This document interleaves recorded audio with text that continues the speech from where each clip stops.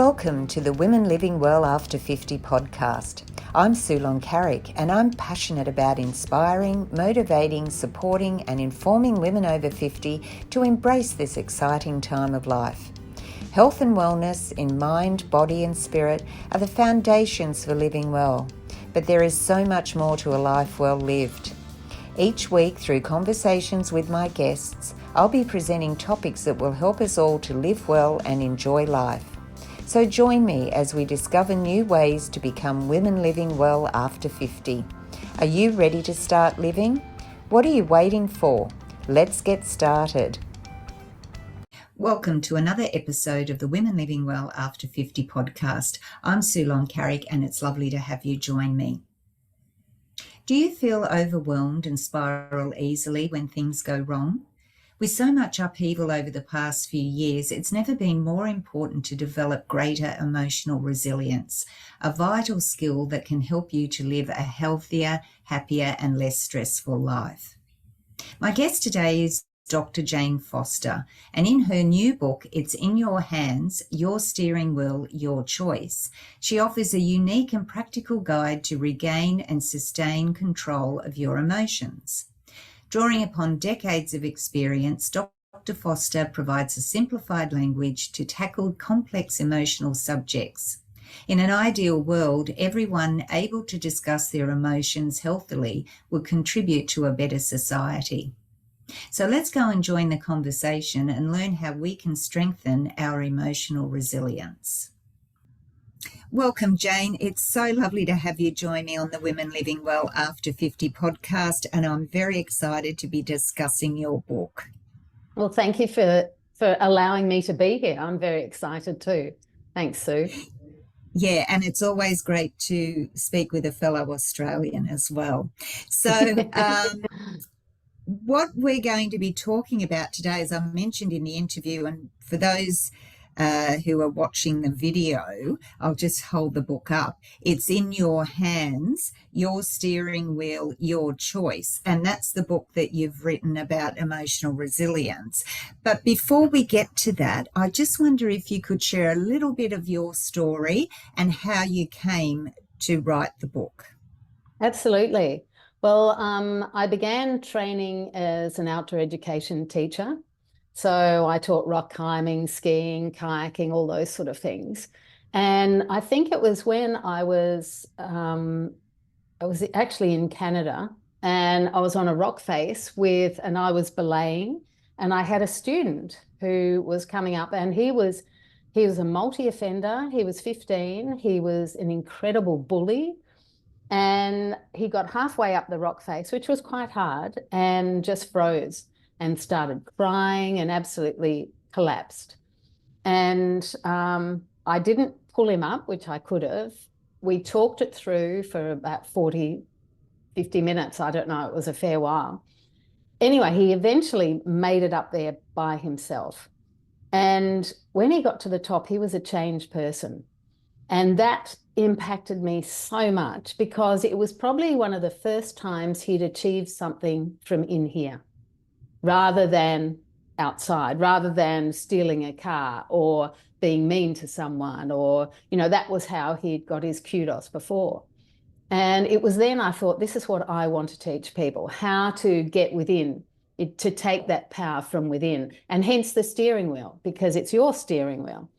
And then I was a teacher and in a classroom, and I found that there were so many people who were fine on the outside, but the inside they weren't. They were pretending to be okay. And that wasn't only students, it was teachers, parents, everyone. And so that's when I wanted to create something that was a long-term solution to this cultural premise that we've got, that to be successful, life has to be happy and smooth. And I say to people, this is a pulse. It goes up and down to show you're alive. What happens when it flatlines? You're dead. And yet we're trying to create a life that's smooth. And if it's not, we're failing. And, this is what life is. It's not about where you are or what you're doing. And it was also the judgment of emotions being good and bad. They're not good and bad. They're rough and mm, smooth.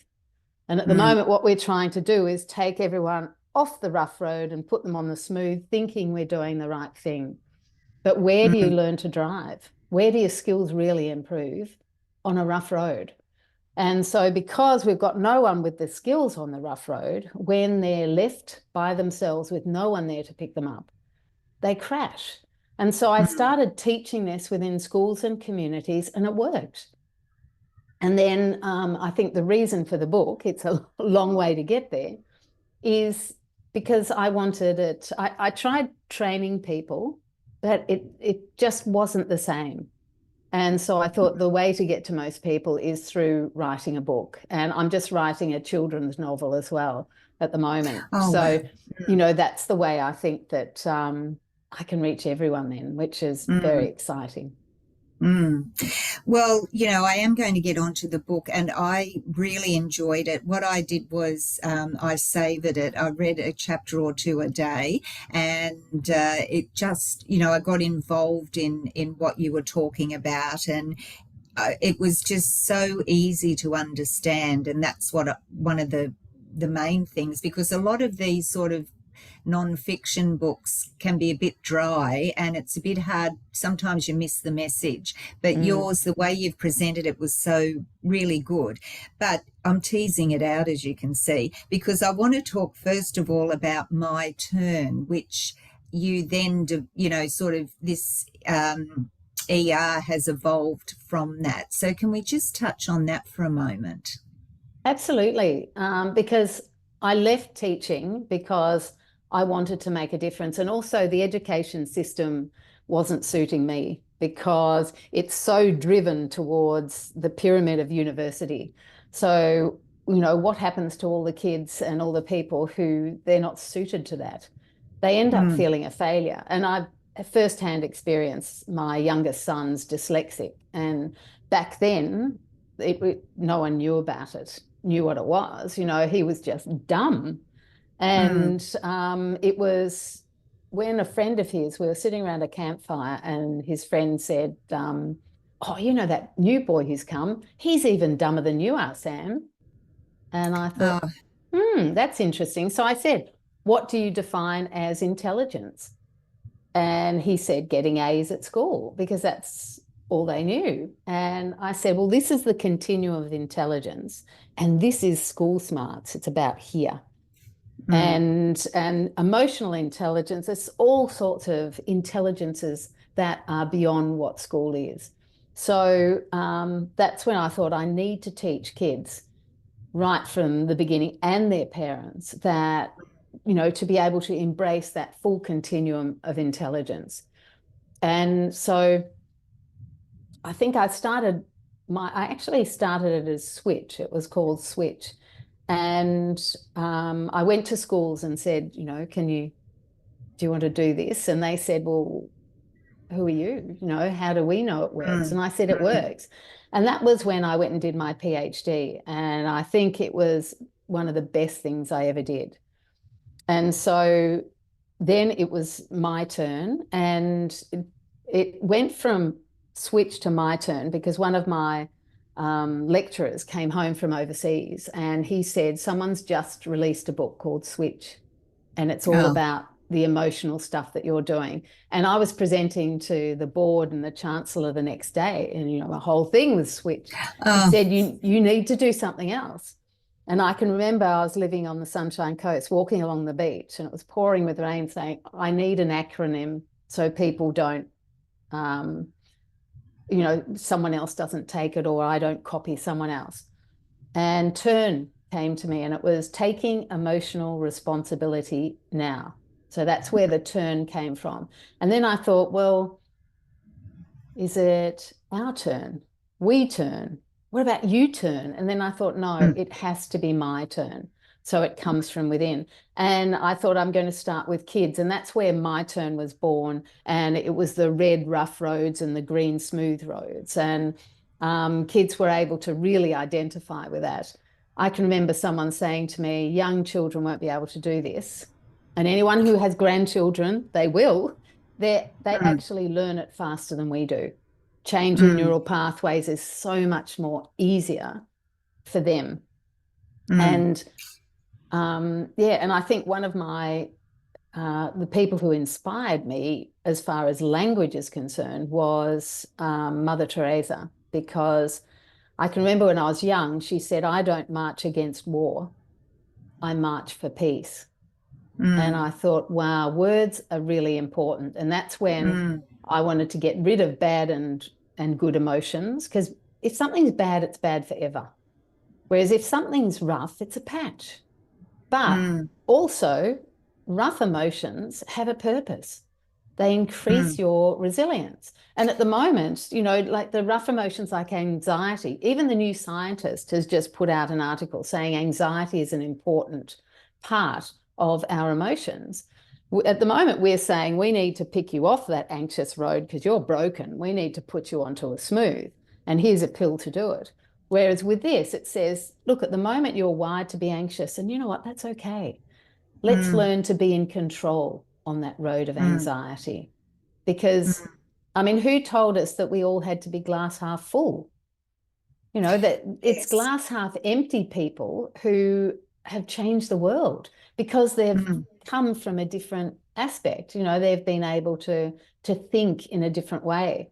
So I wanted to create something that started with kids that would stop that judgment about how they feel, and also the blame, and start to take control of their own steering wheel. Yeah, and look, we'll you know, get on to the book now. You know, it's in your hands, your steering wheel, your choice. Now, it's really, I love the way you've set it out, because it's actually learning to drive, the motion, the steps that you go through, and you've even got an advanced driver's course in there. And it's, you know, when I first read, and I flicked through it first, and I thought, oh, you know, there was a section for children, that, and I thought, oh, I'm not sure they'll be able to understand that. But the more I read the book, the more I thought, of course they will. Talking about children and understanding. And I think in the book, there's an example there you give where the parents were using the language that you suggest. And the teenagers were saying, oh, we don't want to borrow that, you know. But after a while, you know, one of the sons came home and said, I'm having a rough drive, I need to go to my room and listen to music. And so, you know, it's the way you've presented the book is just so easy to understand and to follow. So I think what we need to do is talk about what emotional resilience is, because I think what we've all done is we want to protect ourselves, we want to protect our loved ones. We're not letting them or ourselves experience the rough patches, as you say, because, you know, life isn't like that, and we're doing ourselves and others a disservice by not letting them drive on that road. So can we talk about emotional resilience, what it actually means, and then perhaps we can talk about the rough and the smooth driving analogy. Absolutely. And sorry, I probably brought that in way too early in the conversation. No, that's fine. That's fine. Yeah, I just tied into everything. So emotional resilience, for me, it's made up of emotional intelligence, which is understanding your own emotions and being able to regulate them, but also being able to identify the emotions of others and have empathy, which empathy seems to be something that we've lost. And resilience is being tough when the road gets rough. Because as we were saying before, it is going to get rough, and it should.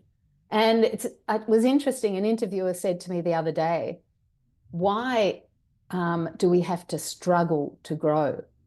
And I said, now that's a language change already. It's not a struggle, it's a challenge. And when you see it as a challenge, it's totally different. Yeah, and I agree with that. The way, you know, we talk to ourselves, the way we talk to our children, grandchildren, others, it's all very, we don't want to sort of face things when they're going wrong. And a lot of people tend to hold it inside, or they think that they're failing and they don't want to talk about it because they think, oh, they're going to think I'm a failure or whatever. And it's not that at all. It's No, about being able to be honest, I think, in how you're feeling and to be exactly. able to communicate that. Mm. And what was really interesting is when I have an audience, and it can be children, it can be adults, it doesn't matter what the age, I say, put up your hand if you've ever pretended to be happy. And it's always 100%. Mm, Because and especially as parents, we want our kids. I interviewed, 700 parents. Every one of them wanted their kids to be happy. mm, And this is the way, and to be successful, you're happy, and to be a successful parent, we've all got to have a happy, smooth life. And as we said, that's totally unrealistic. So a lot of people are failing there. And it's getting across that it's not about what you're feeling, it's about whether or not you're in control wherever you are. mm, mm.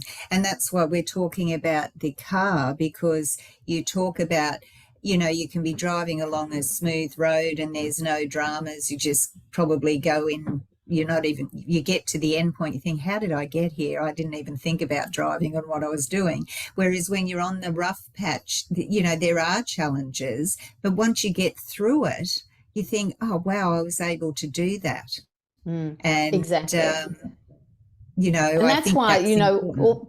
it is. And all this bubble wrapping that we have, we do it with our language. And even when, everyone, grandparents, we do it. You've got to think about when a child does something, you go, oh, that's wonderful. And when you catch, oh, that's a fabulous drawing. Oh, you look wonderful. All of those things, they're getting their accolades from outside. Whereas if Mm, you can change it and say, wow, what do you think of that outfit? And they say, mm, oh, it's beautiful. And then you say, it is, isn't it? So mm. they're actually learning to, so you've completed that. Yes, I have.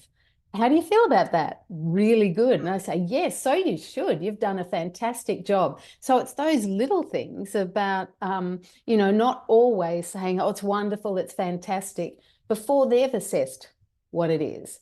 And Yes. then you can do it.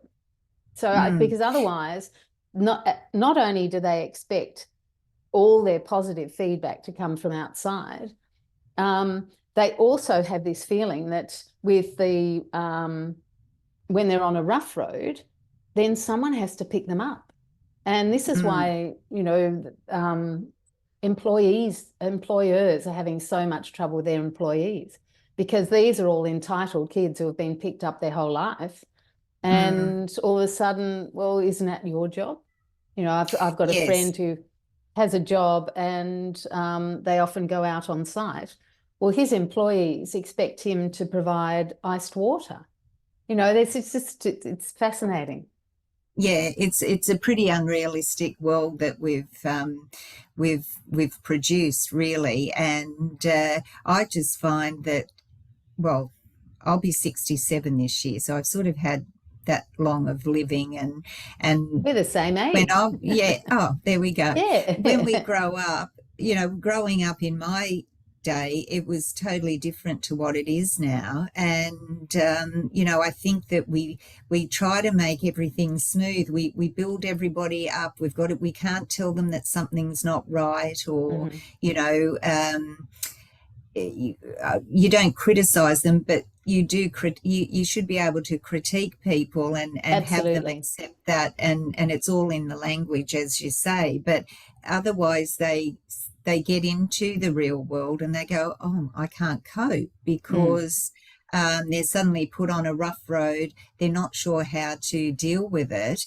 And then again, those feelings of failure or I'm going to be judged by everybody because I can't do this. And instead of being able to rely on themselves to actually drive along there Absolutely. Because what we're doing and is find we're out. reaching over and taking everyone else's steering wheel. But not only Yeah. that, we're sitting back and allowing others to take their steering wheel. I know when I was doing my PhD, all they got was these words through a text message for 8 weeks every day, except for the weekends. And they didn't meet me and I didn't meet them. And at the Mm, end of 8 weeks, it was a time when they were having exams. And I thought, they're not going to, I'm not going to get results from this. And it ended up that the control group virtually didn't change, but the group that received the SMS changed on everything. It increased their psychological well-being, their resilience, and their life satisfaction, and decreased their psychological distress levels. But not mm, only that, there were 4 out of the 20 people I interviewed, it actually stopped them suiciding. And mm, that just blew me away, because the girl who had actually attempted suicide in the first semester, she said the one text that really turned her around was, are you driving? Are you under the influence of someone else's emotion? Remember, you can mm, stop and take control. Because we mm. see driving under the influence of alcohol, but where a lot of us are driving under the influence of someone else's emotion. Oh, that's fabulous. I love that. Mm. Yes. Yeah, And I mean, if you were in a car, you wouldn't let someone just reach over and take the steering wheel, would you? You know, I no, mean, you're not going to give that control away, but we seem to be able to do that um, emotionally. emotionally. Mm. So that's a wonderful point. Now, talking about, I want to get on to TEPs and PETs, and I'd like you to be able to tell us what they mean and how we would use them in just building our emotional resilience. Okay, excellent. So far with the language changes we've made is, instead of good and bad, you replace everything with rough and smooth. That was a rough decision. It wasn't a bad decision. So then it's recognizing what road you're on and whether you're in or out of control. Now, out of control, you can be out of control on either road. The smooth Mm, road, people have too much alcohol, drugs, all sorts of things. Little kids' excitement, they can be out of control on that smooth road. So it's recognizing what road you're on and whether or not you're in or out of control. An out of control definition for ER is you either hurting yourself, someone else, or something else. mm, And once you understand what out of control means, and out of control can be like this, but it mm, can also be very silent. It can be inside. So we've got a lot of people out of control who are cutting themselves or starving themselves, or, it's happening from the inside. So in order to deal with that, because for me, the what I'm dealing with is the small everyday challenges, not the big traumatic ones. It's the small mm, everyday challenges that are filling people's glass to the point that it only takes a small thing to knock them over. mm, And we all know people who have either suicided or thought about it, and or have mental and emotional challenges. And we look in their life and think, well, their life's better than mine. But mm, it's not about what the life is. It's about these tips, which are triggers for extra precaution. It's about them filling the glass and the person not being able to empty it. And it's the mm, pets that enable you to empty it. So that's why these are crucial to the whole thing, because it's all very well understanding rough and smooth roads and whether you're in or out of control, but how do you actually practically, in a practical situation, deal with that? So mm, TEPS, as I said, stands for they trigger extra precaution, which means you're either going to go onto a rough road when you encounter them, or go onto either road out of control. So examples of tips could be the alarm clock in the morning.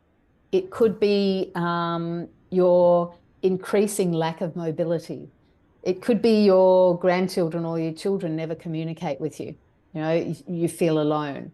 It could be getting dressed in the morning, thinking of what to eat, um, someone chewing loudly next to you. All these things that irritate they're tips. And they're challenges, they're not bad. That's why I didn't want to use the word trigger, because trigger has negative connotations already. Mm. So TEPs are really positive because they help you regain and maintain control on either road and increase your resilience and your driving skills. Now, to be able to, so the first thing is to recognize what your TEPs are, the daily ones, the ones that happen. Traffic, like so many people driving, it's a TEP for them. Everyone else on the road's the TEP. You need a pet to then put you back into control.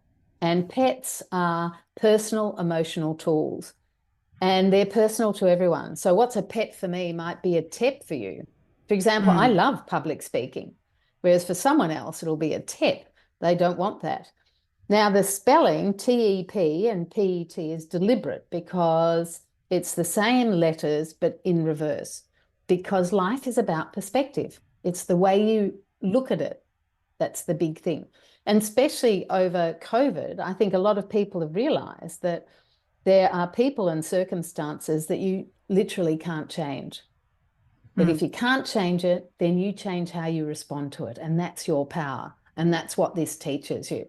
So personal emotional tools could involve walking, sitting out in nature, listening to music, doodling, doing a crossword. It's reading a book, listening to an audio book. There's all sorts of things that can give you that necessary way. And I'll do a hand movement that I've created for in control and out of control. So out of control, you have your hand up for those who are listening, and your thumb is bent into your palm. So it's like a stop sign with your thumb in the middle. Now that thumb represents your amygdala, which is your fight flight part of your brain. Now that's your reactive brain. Now when you're reacting, you aren't thinking. And so if someone is out of control and in their amygdala, you can't talk to them. You can't reason with them because they're not near their reason brain. And if you're out of control, you can't expect to solve a problem or do anything logical unless you use a pet and get back into control. Now, it doesn't matter whether or not you leave the rough road. You can stay on the rough road, but it's long as you're in control. So the goal isn't to get over onto that smooth part, which is what we're doing now. Everyone should be over there. And if you're not, you're broken. So these pets are to get you back in control and into the prefrontal cortex. So if you've got your hand up with your thumb in, you just bring your fingers down over your thumb, and then your fingernails, that area represents your prefrontal cortex, which is at the front of your brain, and that's where you think and are creative. And even just recognizing when you're out of control, recognizing what road am I on, helps bring you back into your prefrontal cortex, which is really important. But as I said, everyone's pets are different. And a brilliant exercise that everyone could do is on one side, write down daily TEPs. So it could be starting with the alarm clock. And then think of a pet that will get you back into control. And so it could be listening to a podcast when you wake up. It could be a certain type of music that either stimulates you or relaxes you. But you arm that before you go to bed. Because if you try and do it when you're out of control and you try and think of a pet, you can't, because you're in your amygdala. You're not in the prefrontal cortex. So it's writing down your TEPs and then a pet that would work to get you back into control, not to get you back on the smooth road. Like some people are leading very lonely lives. And because a lot of the family have gone and they're so busy, they rarely contact you. So it's getting that pet to help you calm down.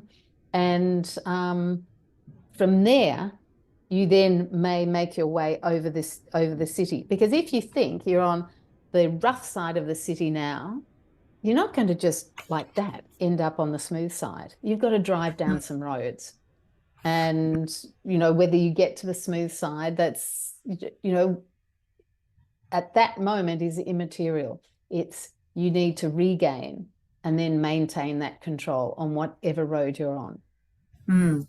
And in the book, that's part of the advanced driver's guide where you have ER, I'm reading from here, ER responses to everyday problems. And you go through different ways that we could be feeling, or the TEPS, and then you give a ER response and that sort of thing. And it was, some of them I thought, I like the energy vampires one, where you have a few challenging family members or friends or clients that are sucking your energy and making you feel overwhelmed and exhausted. And that's like a lot of us feel, isn't it? We're always saying to people, oh, you need to have your me time, you need to set your boundaries. And I love that, energy vampires. And, you give an ER response to that. And negative body image, joining others on their rough road. And you suggest that it's their rough road, not yours, which, Often, I yeah. think often we want to take on someone else's rough road for them instead of, supporting them, but they've got to go through that rough road themselves. So Absolutely. really And good. that's where, the second language change comes about, which is if you're blaming, if you're saying, he's making me angry because he's really cross, and so, or because of the way he's behaved, or that person is really frustrated, making me frustrated, or it's the government's fault that we don't have any money, or it's, it's the children's fault that I feel like that. As soon as you blame, it's their fault, or you make me, you're actually giving your steering wheel to them. And you are then left on this rough road with no means of control. And what's happening in people, but also in countries, in the culture that we've created, to regain control, they feel they have to retaliate. So you said this to me, I'll say this to you. You gave me the finger in the traffic, I'm going to give you the finger back. You countries, you bombed me, I bombed you. There's this huge amount of retaliation, because when you blame, you're a victim. And so to stop becoming a victim, this is where everyone's responding in such a negative way. So the way to get away from that is, instead of saying, you make me angry, you say, I'm choosing to be angry because that behavior was inappropriate. I'm choosing to respond to the government, in a really frustrated way. You can still feel those emotions, because all emotions are good, but you're in control. And that makes a huge difference. You're no longer a victim and vulnerable.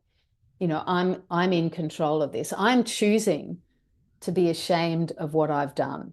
Now, there's not one person out there who hasn't been ashamed or feel guilty about something they've said or done.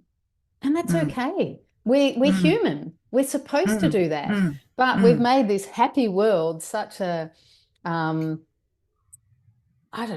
successful, and this is where you have to be, that whole premise that, people are not only lying to people outside, but to themselves as well. Yes. No, I am yes. okay. Yeah. Yeah, that's right. And which brings me to another point about stress. And you talk about two types of stress and then the 3 steps to the stress cycle. And I wondered if we could talk about that, because I'm sure that, a lot of people are under stress. We're under cost of living, financial stress, there's emotional stress, everything that's happening in life today. People are doing too much and they're stressing their bodies. So I wondered if we could talk about the 2 types of stress, because I think in the book you say that stress is good. So let's have a little talk about that. Okay, and because there's short-term stress and long-term stress. And I look at everything from a salutogenic perspective, which means stress comes down, because at the moment we're looking at stress from a pathogenic perspective, which means that your daily stress comes down and it's taking you to that end of the continuum where it's going to make you sick. So pathogenic means that it's creating disease. Whereas salutogenic, and this is the way I look at it, the daily stresses come down and you create health out of them. So there's short-term stress, which you feel for, minutes to, it's short-term to an hour or so. And so you immediately go into that out of control, that amygdala phase, but then you come back when you're safe again. Now, what's happening is people, and in that moment, the brain releases chemicals to the hippocampus to increase your memory and also just your thinking capacity, because you need to be able to react really quickly in those situations. Well, in long-term stress, it's when it's happening every day, and it only has to be an hour every day or a couple of hours every day. But that's when long-term stress comes about, which is when the brain suddenly looks at, it gives the chemical to the hippocampus, and you do upgrade it to, that memory and thinking. But then it says, well, hang on, the stress isn't leaving. We can't cope with this. We can't keep the adrenaline up and keep producing chemicals that will help your hippocampus. So we're actually going to stop that chemical. And what happens then when you're in the long-term stress is your memory starts to fade, and you can't do things as easily as you do, as you normally do. And so to stop that, and it was interesting, COVID was a classic example, because a lot of people were in long-term stress because no one knew what was happening. And if you were living in Melbourne, you were really in long-term stress, because we were locked down all the time. And it was, people came back to work and suddenly they couldn't remember what they were doing beforehand. They couldn't remember procedures. They didn't, nothing was working because they were still in that long-term stress. So it's really important to be able to apply PETs to your daily life to get back in control and change that long-term stress. So you're then only a person who has the short-term stress, but has the ability to get back in control and empty that glass of stress. So you're not stuck. And you keep coming back to that glass, which, I've always said, oh, it's a glass half full. Now we've got to sort of change the language a bit, but the more I think about it, the more it's right, because it all fills up, and then it starts spilling over, and then the glass falls over if you just have too much happening and you're not coping with things. Absolutely. Now, I read about emotional addiction. I did make a note here, and I wonder if we could just briefly touch on that, if we could. Absolutely. That's really important, because it's actually a physiological thing, the emotional addiction.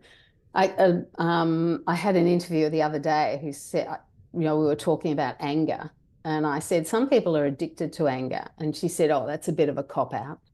And I said, well, let me explain the physiological side, because I know with a lot of people who are trying to change their self-image, and they get on an exercise program and healthy eating, and they'll do it for a week, 2 weeks, or 3 weeks, and then they'll sabotage themselves, and they'll go back to the way they were eating or drinking or lack of exercise, and they blame themselves and they say it's a lack of willpower, when a lot of times it's that physiological addiction. So it's a biological thing.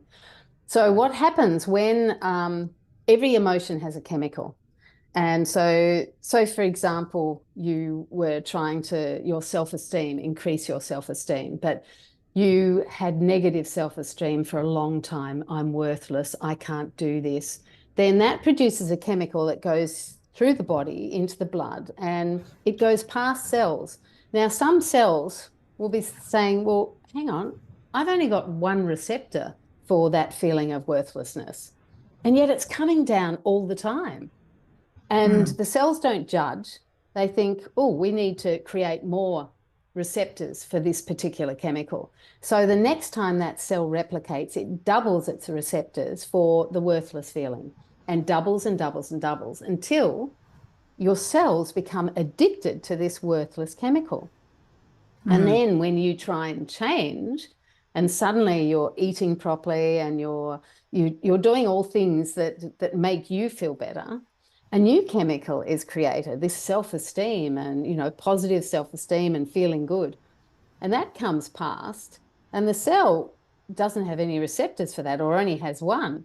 And it looks at it and it says, oh, hang on, where's our feeling unworthy chemical? We need that.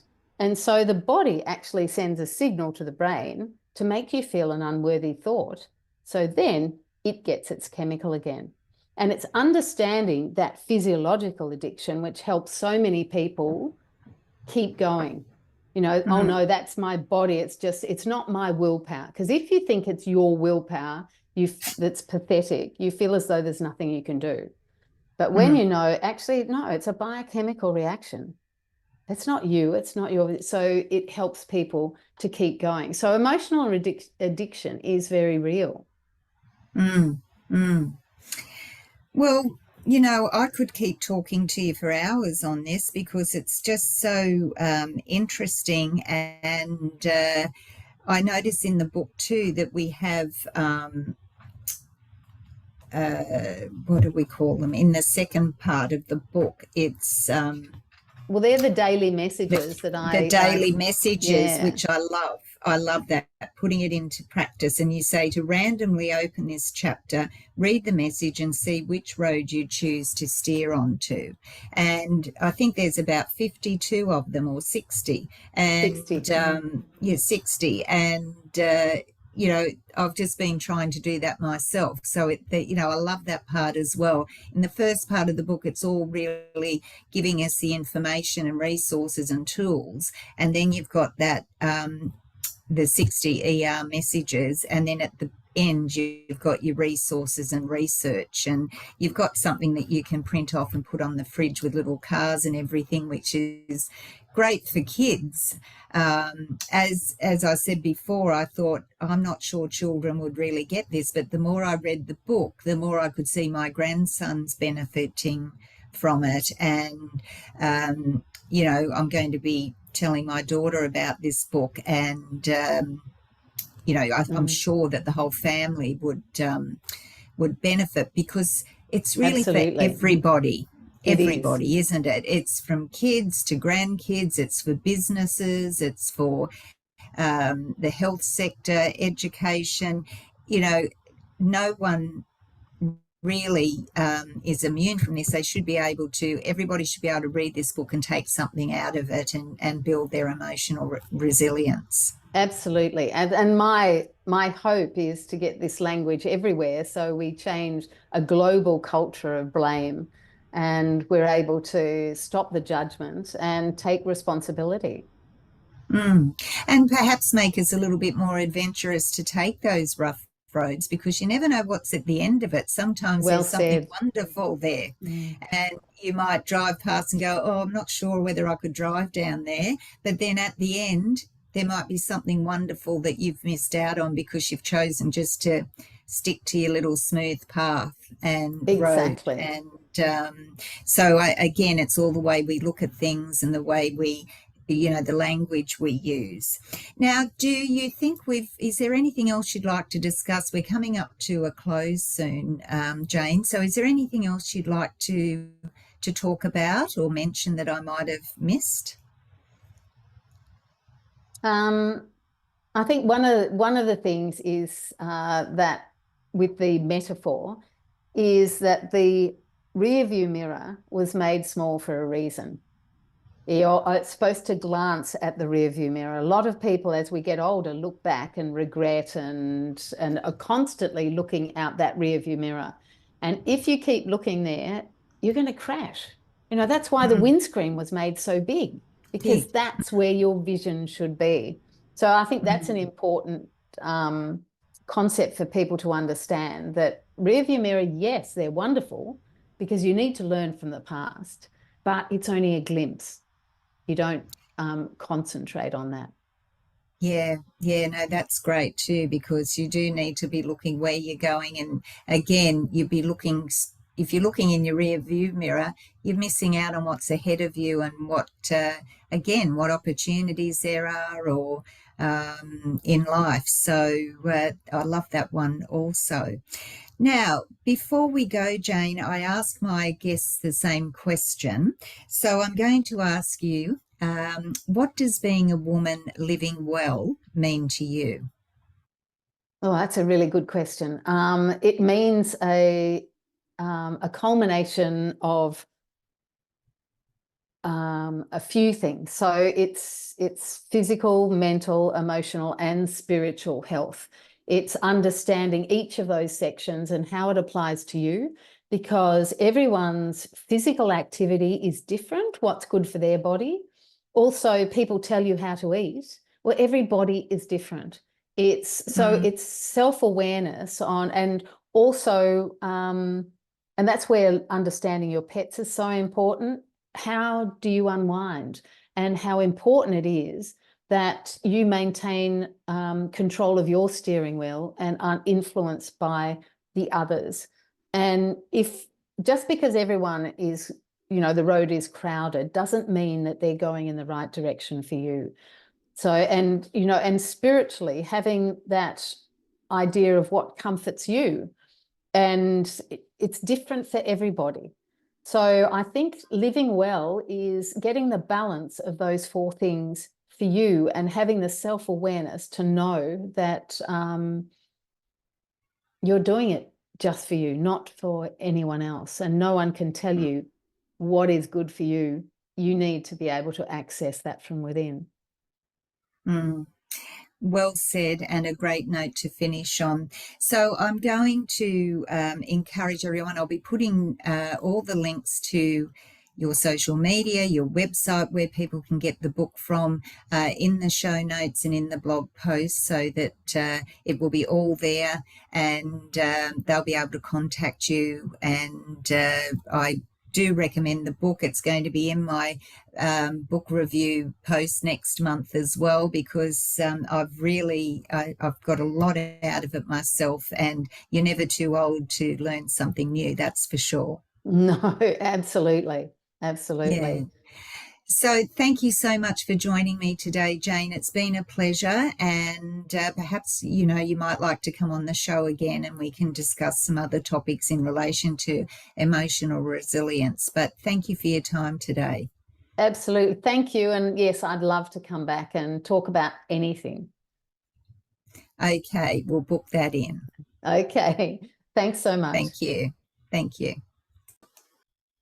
Well, what a fascinating conversation about emotional resilience with Dr. Jane Foster today, and her new book, It's in Your Hands, Your Steering Wheel, Your Choice. I do encourage you to go and buy a copy of the book, because there was so much in it, and it's for everyone, from children to adults, from parents to grandparents to the workplace. It's really an important issue, and a different way of language and a different way of thinking. Well, that's all we've got time for today. So I hope that you've enjoyed the episode, and I'd love you to share it with a friend, and I'm sure they would gain a lot from it as well. So until next time, remember to live well, enjoy life, and most of all, be a woman living life your way. Bye for now.